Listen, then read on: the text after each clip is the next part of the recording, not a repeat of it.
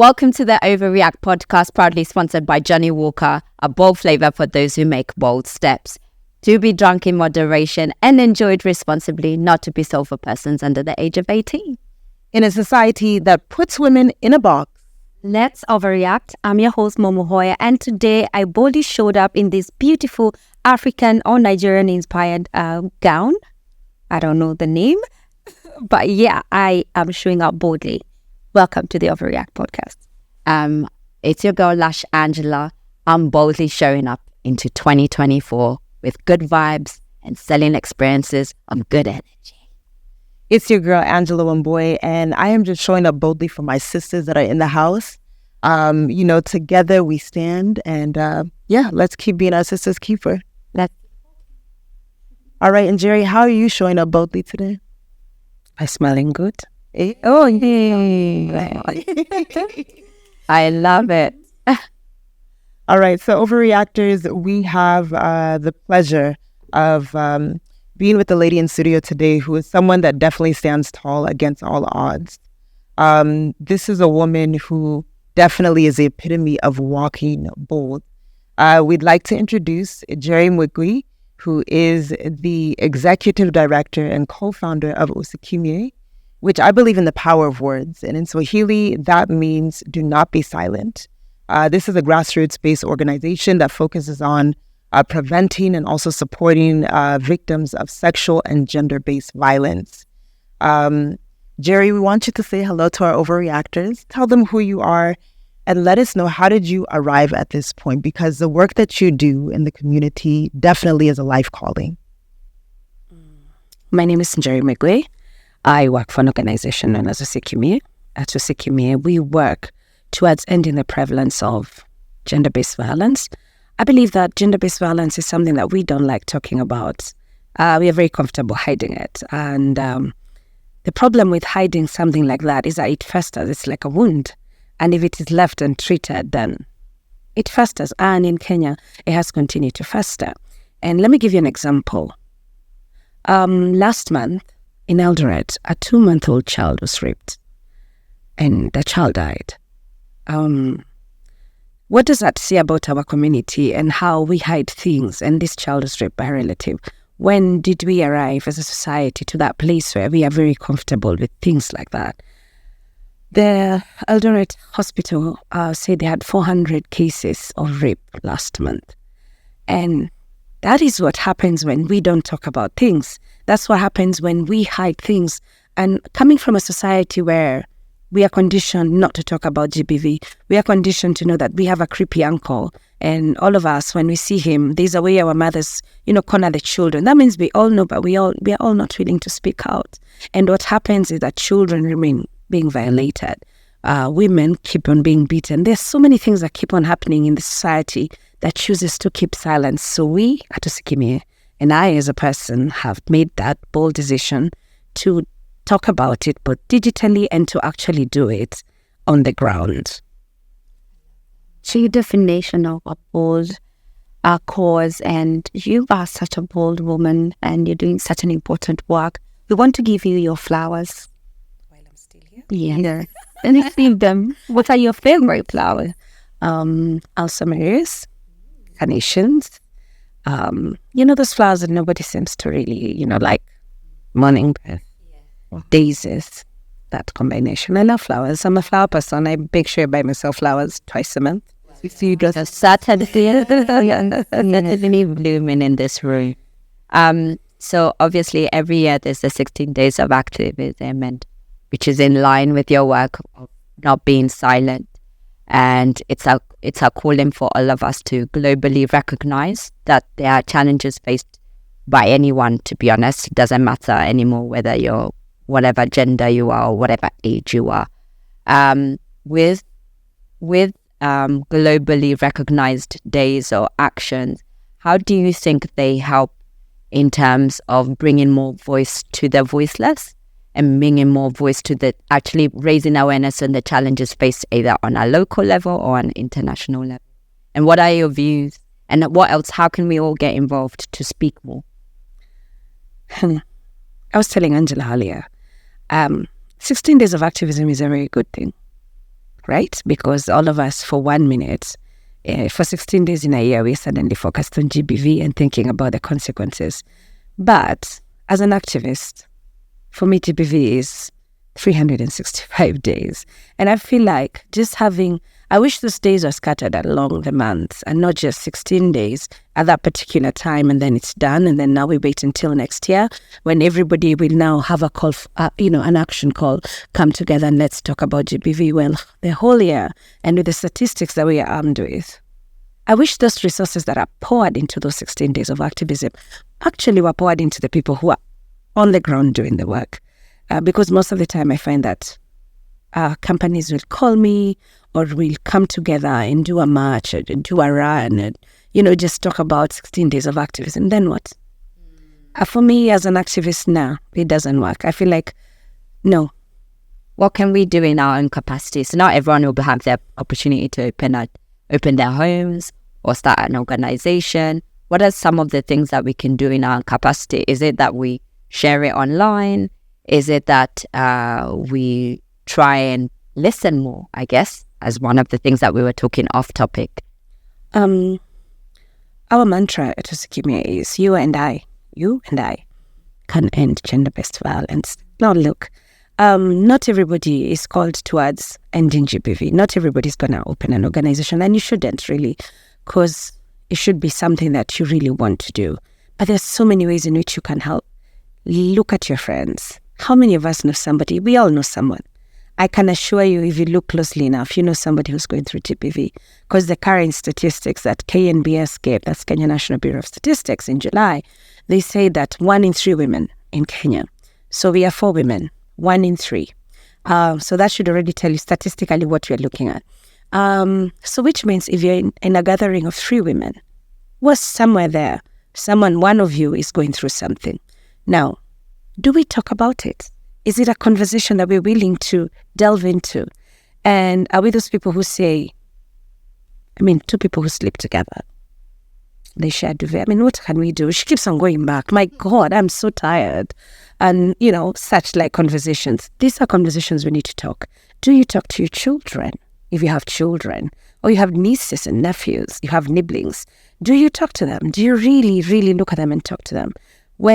Do you even ask simple things like just teaching children consent on their bodies and bodily autonomy? I never hug children. I ask them for their permission. Do you want me to hug you? Oh my God. Such a big question. And I think it brings down awareness as one of the aspects that we have to instill in our children. How did you arrive at this point where you raise your voice and take on this bold mission to be the voice for the voiceless and to be a safe space for countless women who are going, and girls, and including men and boys, going through, exploitation and different, harmful stuff like GBV? I am a survivor myself, and I don't even like calling myself a survivor because I feel like I'm past that. I already went through my victimhood and my survivorhood, and I thrived after abuse, and I feel like I didn't have the voice to speak when I was going through my abuse. I didn't know how to speak. And nobody who knew me then would have even assumed that I was going through abuse. I was I tell people, and people don't believe it, I was so timid. I was a woman without a voice. I was a woman who had this certain lifestyle, and I looked so posh and so collected. And my life was, those things that people in this country sometimes admire. I was driving a Range Rover, so obviously, why would you be driving a Range Rover and you're crying kwa Range Rover? Literally, nobody would have believed. We looked like, I think when my story first came out, and people were like, but I know you. I used to see you drop your kids in school in these beautiful cars, and I'm like, right. But deep inside, I was dying, and I didn't have a voice. I even remember being beaten and not screaming because I was so ashamed. And I didn't want people to know what I was going through. Anyway, in the suburbs, when somebody's beating you and you live in half an acre, nobody's going to hear you anyway. So it's really pointless to cry. Only the workers in the home will probably know and know Madam alichapwa jana. So for me, it's like I didn't have a voice. And I kept quiet. And even after I left that marriage and I stayed, 5 years down the line, I was in a poetry session. by Goofy, and we were talking. I was actually I've hosted Goofy sessions forever. I am a lover of poetry, and I was hosting that particular poetry, and it was called Missimo Seasons. And as Goofy was speaking about this heartbreak, about this, we were talking about relationships, and suddenly a dam broke in me. Can you imagine? You're holding a mic and you're introducing and you're crying, and you can't tell people what is happening because something inside of you has just burst open. And I started crying, and Goofy, we went to the backstage, and Goofy's like, Divine, oh, that's my that's my stage name for when I'm hosting. It's like, Divine, what's happening? And I'm like, oh my God, Goofy, I think I need to tell you something. And for the first time in 15 years, I told somebody, I went through so much abuse. I lost part of my hearing. And today, for whatever reason, it's come to the surface. And after that, I went to my Facebook and I typed. And I didn't really say the whole story, just give a summary, simply like what I'm doing right now. And so many women came and they're like, what? But you always... And I was like, And so many women were like, I'm going through this. And I was like, oh, you mean it wasn't just me? And I found my voice slowly. I won't say it came out suddenly. I was still very ashamed. So when all these women, I remember I gathered them. We went to Alliance Francais and 400 women showed up. That was crazy. And I was like, when they opened the stage and I looked at them, I said, oh my God, what am I going to tell this? I don't even have the words. I remember I just sat there and I just gave my story. And there was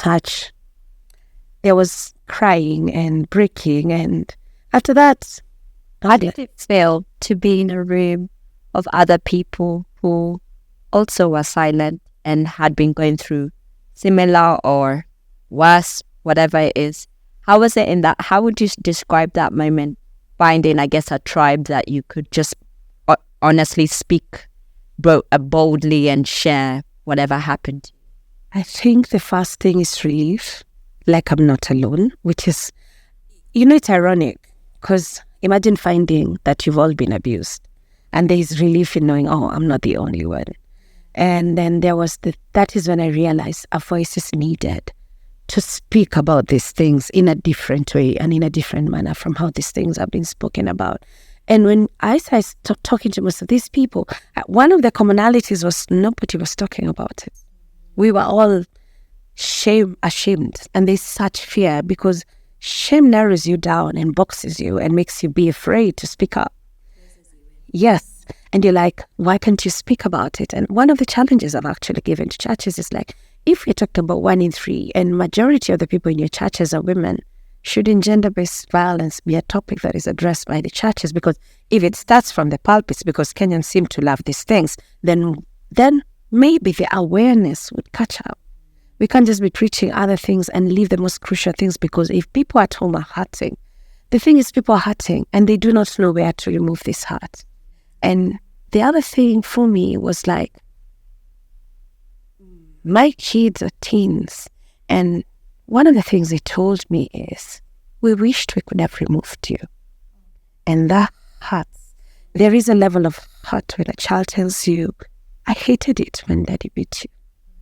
And I wished I had money and I swear to God, there is a breaking. And every time I remember those words, and that's why I left, I'm always thinking, there are children who are going on and seeing their parents in abusive situations, and the helplessness that child feels, and the anger and the chagrin means we are developing two kinds of children who are in these situations. Again, I want you to put back 1 in 3. So 1 in 3 households, the chagrin that these kids are going through means that we are going to have children who are growing up, and one of the things is they're either going to be abusive because they're equating violence to love. I beat you because I love you. I'm disciplining you. The same thing we do when we beat children and we tell them, nakuchapa juu nakupenda, nachapa dhambi, or whatever it is with our children. Yeah, and I mean, if you think about it, what kind of adults are these people going to become? And then the ones who are not going to be violent, they're going to be seeing violence. They will be very accepting of violence. That's why you see, like, the other time when he had something trending about this man who kept beating his wife, and then he bought her a car. And most of us were like, why can't she leave? We're very comfortable. Why can't she leave? Let me tell you, the psychological trauma of being beaten can make you an addict. That's one. 2, there's something called battered women syndrome. And 3, there's trauma bonding and so many other psychological disorders. And so all these things, when you look at them, then you start to realize it's not easy. I left more than 7 times and I would go back. Because at first, where was I going? Yeah. There was how do you begin? How do you start? You go home and you're shamed. Oh, look at you. Meru, like a broken marriage, it's like failure. Unatuletea shame. And for me, it wasn't that I was shamed. My dad was very supportive. My dad, first of all, never agreed to this whole marriage thing because I met this person when I was a teenager and my dad was like, hell to the no. And so my dad never approved. But for me, I had this thing. I was raised by a single dad. So I came from that place of, I did not have a home where there was a dad and a mom. There's this thing, this idealistic family that we want, that we feel that is a must. And so in my head, that's what you asked. Yes. So I wanted to, and also I do not know why I had this deep thing inside of me that I wanted to prove to the world. Just because I came from brokenness does not mean I cannot have a whole family. And that kept me in a marriage for 15 years. And I feel like there were so many women who stay because of children. Yes. Which is a bad idea. That conditioning of like, I want to bring up my kids in a whole family. Yes. So you talked about intimate partner violence. Maybe you give us different phases of gender-based violence, because I could get into an Uber and, that's not my partner. But in some way, I'll go through some kind of abuse. But maybe you can just break it down for our listeners and whoever is watching, different phases of GVV. Oh. And this is abuse, really, to be honest. Mm-hmm. Okay. And first of all, let me just say this abuse actually comes from power. When somebody has power over you, that could be your boss, and you are the employee, and you do not know. That is why I always say there is nothing you can tell me about you sleeping with your house girl that is not rape. There is no consensual there, because consensual means you have no power over me as a house girl, and you're the man of the house, or the woman of the house, whatever. And you tell me you want to sleep, I'll sleep with you because I'm afraid I'm going to lose my job. And that is something I do not think we really look at. Let's just break down things. So there's physical violence. Now, there is assault, whereby I don't know you, we are unknown to each other, and you beat me. That does not fall under gender-based violence, because that is physical assault, because we don't know each other. Altercation. Yes. So that one will not fall under the GBV.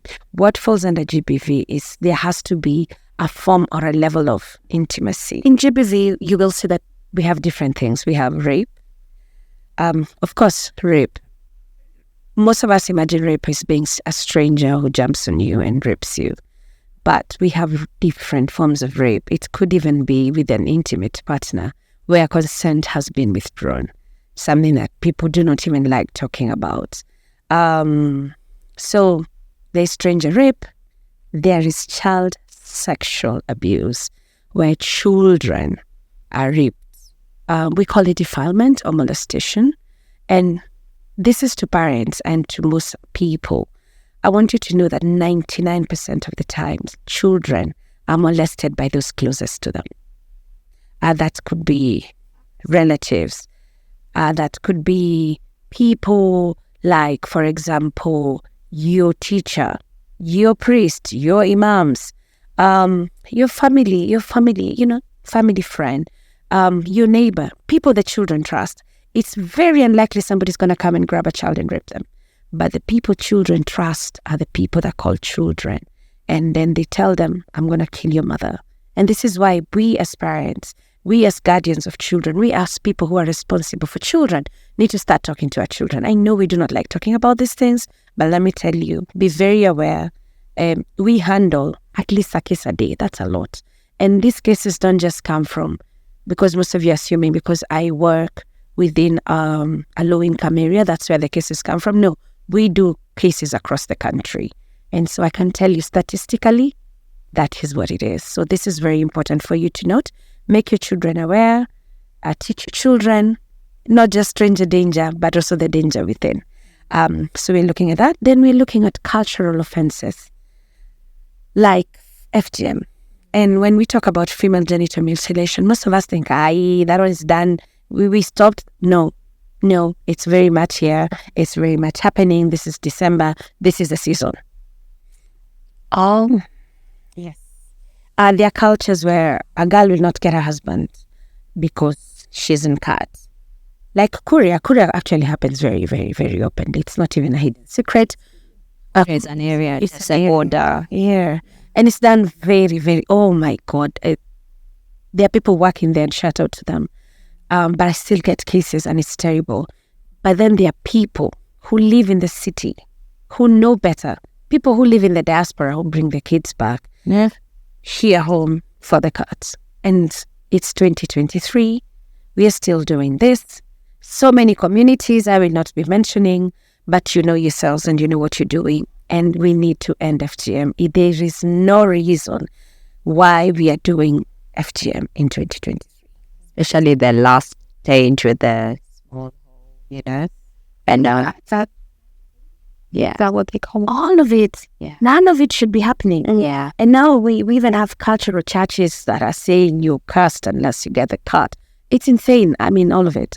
Sometimes I listen to people and I'm like, are you people serious? This is where we are at. Yeah. And it's crazy. And I remember, do you know how many women I've rescued from FGM? Women who are grown, they are married, they have children, and their husband have joined to do what? And now they've come home and they're demanding their wives to be cut. And I'm like, excuse me? Oh, Yes. okay. I'm saying FGM is so bad. That's a new plot twist. Yes. So it's not just girls. There's also women.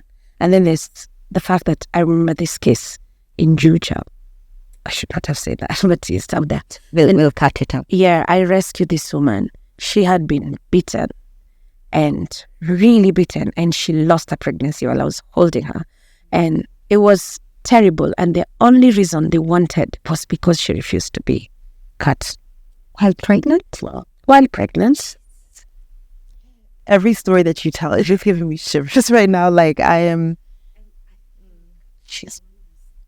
don't know. That was just a horrible story all through and through.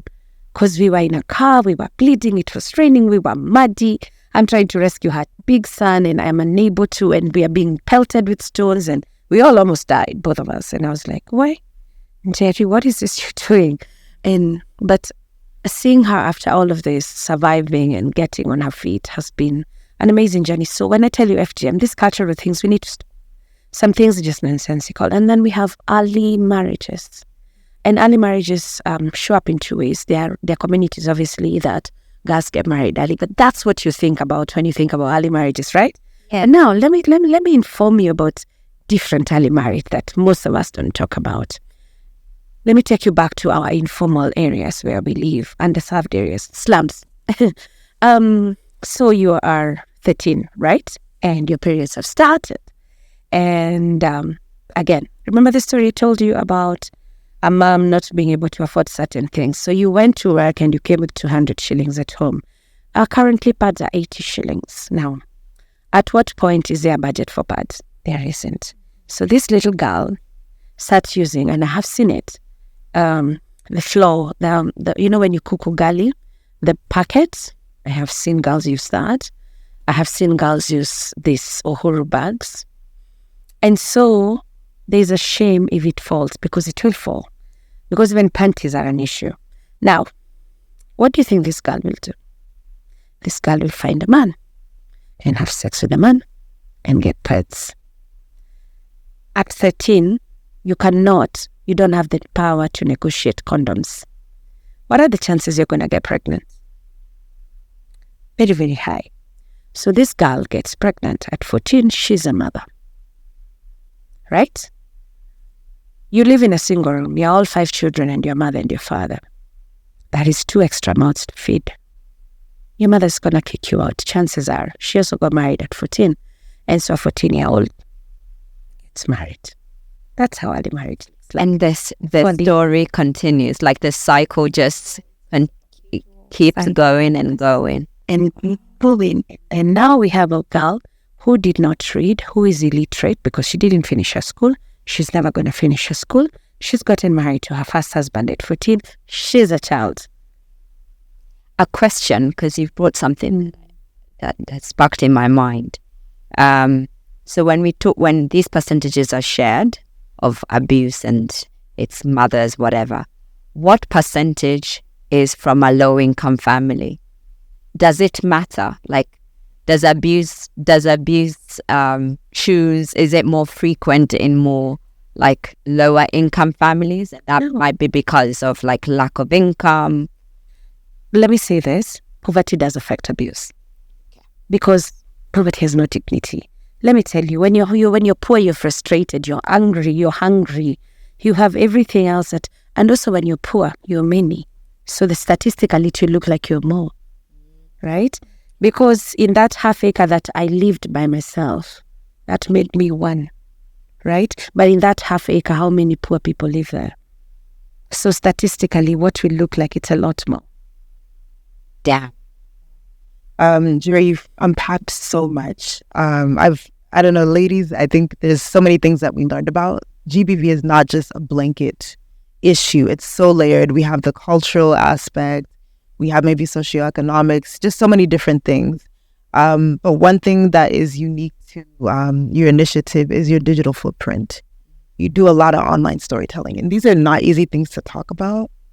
I even wonder, just taking care of your own mental health and your own mental wellness. But talk about the power of the digital space when it comes to your mission. When we started, we were starting as an online awareness campaign. We were not starting to become an organization. The idea was to get a collective responsibility, like, how do we bring awareness into this issue? That was the idea. And then the idea grew from an idea to something, because now people are coming and they're like, I'm at the police station and I'm not being attended to. And I'm like, what? I didn't know. And so I found myself going down to police stations in my free time. And that's the power. That's the power of being online. One of the things that we've really chosen to do is to actually tell the stories in a way that is palatable, because if we really, really came out and said everything, you would all block us. So we try to make it as palatable as possible, and we choose which stories to say, because we are also afraid of traumatizing you subsequently. So what we've done is, again, storytelling is powerful, because somehow in that story you relate. Somehow in that story you realize, by the way, I know somebody who is going through this and hadn't really put it into consideration or perspective. Because now this is a real life scenario. And I found that because of that, people are actually able to report more, because they're like, wait, so that child I've been seeing walking in a strange manner could have been abused, and chances are you find out is the truth. Yeah? So every time we rescue somebody, you will find that we get like 10 calls from all around the country where people are telling us, I know this scenario, it's happened. Wait, so that is the power. It may be online, and I think people need to read more and understand more and actually be able to visualize. Before, when you just statistically just report GBV, it's just statistics. We don't know how it looks like. So every different time we see something and we're like, this could be something that could help other people, that's when we report it. But otherwise, if we were to report everything, dear Lord. A question, or rather maybe use this as a teachable moment. So you mentioned earlier how, like, when your children say they don't want to hug you, you won't hug them.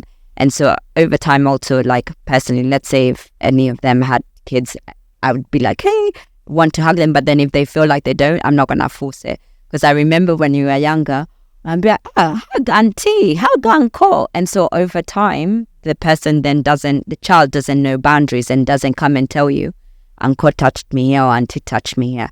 So as a teachable moment for those who are listening or watching who are parents, what are some of the tips on how to ensure that the child, as they're growing up, are able to understand do's and don'ts, and how do you make sure as a parent you're creating that safe space or what not to push, and etc.? As you answer that, I also want to know, like, how do access to justice really work? So I'm out of your house, I've gone to the police station, And we know how that system is, set up in this country. Talk about the boldness that goes into that system and that, pursuing of justice. Yeah. Oh, Yeah, no comment. let me start with the children. Right? It's an easier question than access to justice.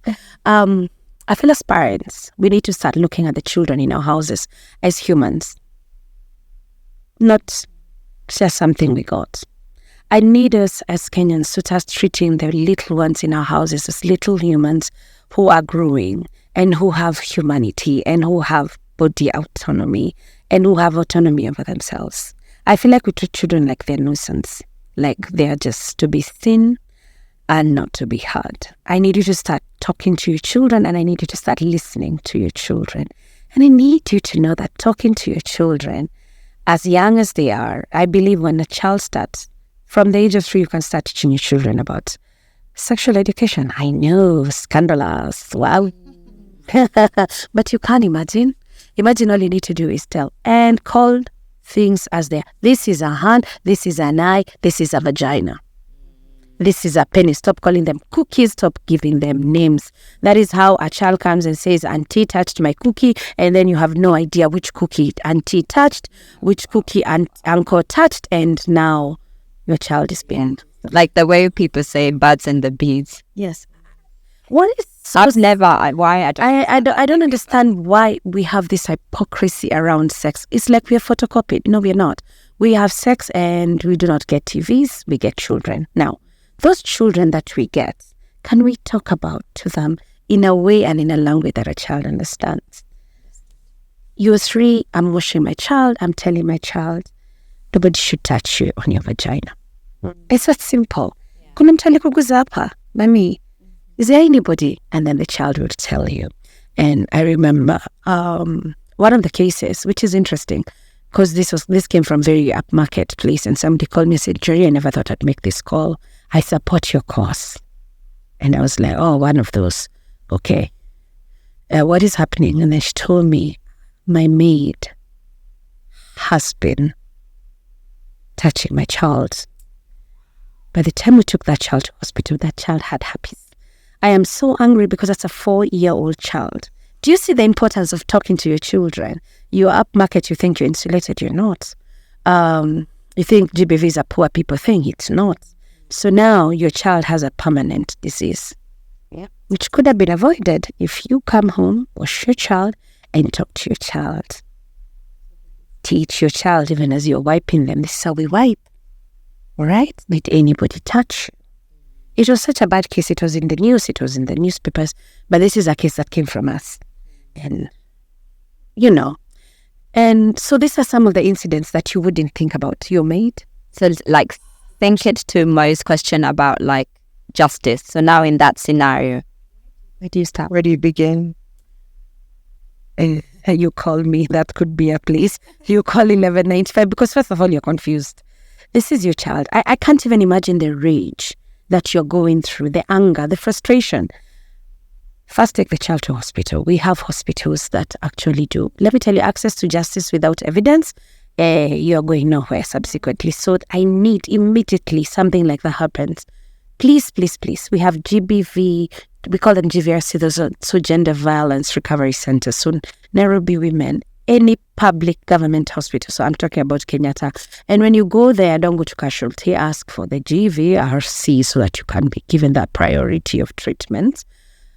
Even city council hospitals have, but I would prefer if you go to a bigger regional, like a level 5 hospital, where they really know the kind of care that goes into that. But you need to do that. Please, I beg of you, do not go to a private hospital. That will not buy, you will not get justice. Because, you need to go to a recognized GVRC center. This is so, so important. If you want to get justice, do not go to a private hospital. If before we wrap it up, where can they get like that kind of information in your website? Do you have like those resources and numbers to call, etc.? What's your website? Usikimye.org. And what other ways can people like learn? Please share your socials. Our socials are Usikimye. and also my personal page on Facebook and Twitter, Njeri Migwi. You will find a lot of resources and a lot of information that we share there. Thank you for educating us a lot. And I'm sure this conversation, of course, doesn't end here. And there's so much to learn. Do you do, just before we end, do you do any courses for women or educating? Or? Oh, yeah. One, we run a feeding program. We feed 800 to 1,200 children a day. Yeah, that is in Soweto, Kayole. We do a lot of women empowerment. This is the part I love. We have chamas. Our chamas start from 10 shillings all the way to 2,000 shillings a week. This helps women, and also we do a lot of upskilling, where we teach women skills and not just beadwork. We teach how to make power uji. We teach how to make soaps and detergents and things like that for them to be able to empower themselves, how to even just go around selling fruits. I love that because it means somebody's able to have a better life today than they did yesterday. And making them bolder. Yes. We run safe houses, obviously. The safe houses are protected, so you cannot visit them, but you can come to our office, volunteer your time. I say there are 3 great things every person, each one of us has. You have time. What do you do with your time? Come. We have a library on Saturday. We read for fun, enjoy yourselves. You're a DJ, you have things that you can teach children. Come. Watoto sisi tunakuhitaji, watoto wa ghetto sisi. Just because you clean up nice doesn't mean you're not from the ghetto. Come. I love it. And then, so you have 3 things you can give us: your time, your skills, and your money. Thank you so much, Njeri. We really appreciate your time. Thank you. Thank you. Thank you for having me. And we just continue to celebrate all the bold moves that you're doing, and also the inspiration that you're giving to survivors to take that bold step. And before we leave, just give us one parting shot to our overreactors. How do you? By being authentic. Be yourself. Everyone else is taken, they say. Absolutely. Thank you for tuning in. You can listen to this episode and further episodes every Wednesday at 10 p.m. on Capital FM. You can also listen to it digitally and watch us have this conversation through Capital FM's pages on SoundCloud and YouTube, as well as Sister Speaks Global on YouTube and Google Podcasts, Apple and Spotify. You can interact with us on our socials on Instagram at Sister Speaks 254, at OVAReact Podcast, as well as at Sister Speaks 254 on Twitter and TikTok. Let's continue talking and let's continue being voices to end GBV. All right, and this episode has proudly been sponsored by Johnny Walker, a bold drink to be enjoyed in moderation. Drink responsibly, don't drink and drive, and drink better, not more. Remember, this is the place we have bold conversations. And remember, being bold is just, lending your voice and just being a voice to someone maybe who is going through, exploitation or any forms of abuse. So continue being bold, keep walking, and thank you so much for joining us. It's your host, Monica Muhoya. We'll see you next time. It's your girl, Lush Angela. It's your host, Angela One Boy. Ladies, let's overreact.